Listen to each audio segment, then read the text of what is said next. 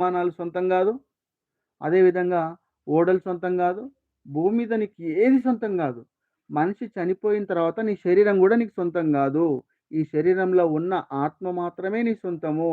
ఆ ఆత్మను రక్షించుకోవాలంటనంటే ఈ శరీరాన్ని బ్రతికి ఉన్నన్ని రోజులు ప్రభువు గురించి బ్రతికి మంచి క్రియలు చేస్తూ, ఆజ్ఞలను గైకొని, నిత్య జీవాన్ని గురించి ప్రయాసపడాలి.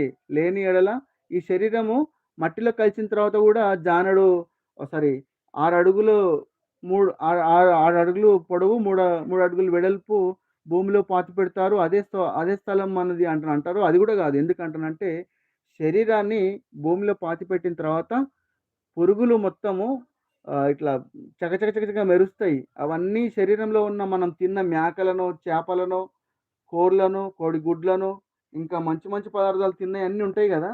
అవి పురుగులేమనుకుంట తింటాయంటనంటే, మా గురించి వీడు ఇన్ని రోజులు మంచి పదార్థాలు తిన్నాడని జెప్పేసి సంతోషపడుతూ తినేస్తాయనమాట. పురుగులు తినేస్తాయి మన శరీరాన్ని. బొక్కలు మిగులుతాయి. ఆ బొక్కలు గూడా కొన్ని రోజులకి మట్టిలో